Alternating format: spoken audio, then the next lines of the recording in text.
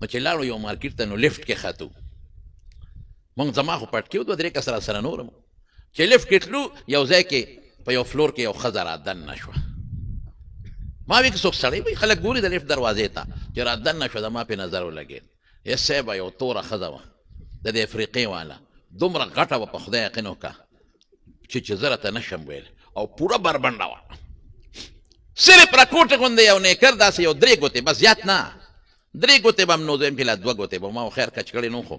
یو 2-3 ګوتې داسې یو شی د دې دواړو پتونانو په منځ کې او په دې سینه د پاسه باډیم پوره نه وه داسې لږه غوندې ټوکړه وه په دې سینه د پاسه نوره اول نه اخره پورې بربنډه او داسې توره غټه میخه چې ده درته نشم ویلی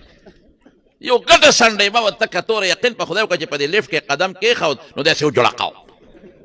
نو چې ما وکتل ما خو مخ بل خوا واړو ما وی انا لله و انا الیه راجعون خفه شوم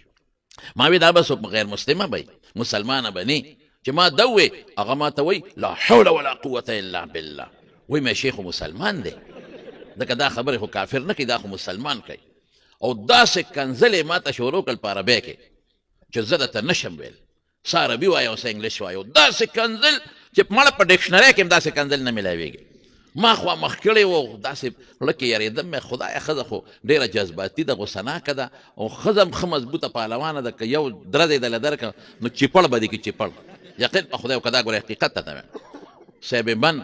کنځل یې کول او لا حول ولا قوة ما ملګرو ته تاسو ته پته ولګېده مې دا ښځه مسلمانه یوه ځکه دا الفاظ مسلمانان وایي او دویم دا ده چې دې باندې د ما دا انا لله بد ولګېده د دې مطلب دا و چې تا انا لله ولې ما څه ګناه کړې ده دې ته د خپل بربند شکل دا یو سنت ښکاري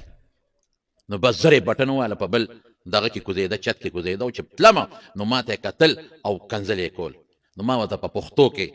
یو څو خبرې زه کوزه شه تورې میخې سنډې مې امبر سره خدای دې بیخو باسه کوشه نو ما ته ملګري وایي ستا په دې خبرو دا پیښ وه دا پښتنه ده ما وی نه مې معلم دا 2-3 ټکي د عربۍ هم راځي کلبه ملبه او حماره به مې ورته ویلي مې د انګریزۍ هم 2-3 ټکي راځي مې ورته ویلي شو نو مې پښتو کې دی ویلي مېړه مې سپک شو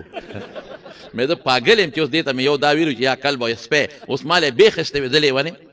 دا زموږ د مسلمانانو حال دی د مسلمانانو سوات ته تلم سوات ته په دې سوات کې چې دا کله دا حالات بدل شو نو ما ته یو مولوي صاحب وی د انجیل دا جنکۍ به په دې لارو کوڅو کې ګرځېدې په دې کورونو کې او دې خلکو له هم دې لغړ تهذیب ته دعوت ورکوه یو جنۍ راله یو کور ته هلته کې یو بوډۍ ښځه وه هغه لګیا وه هغې سبزي مبزي پرې کوله او دا جنۍ نیمه بربنډه وه ځکه چې بغیر آستین کبي سچوي بغیر لستوڼو او داسې ټیټ پتلون متلون هغه هم نیمګړی یو څه نو دوی ته نیمه بربنډ پټه مو پټه نه وه او بوډۍ ته وي دا څه کې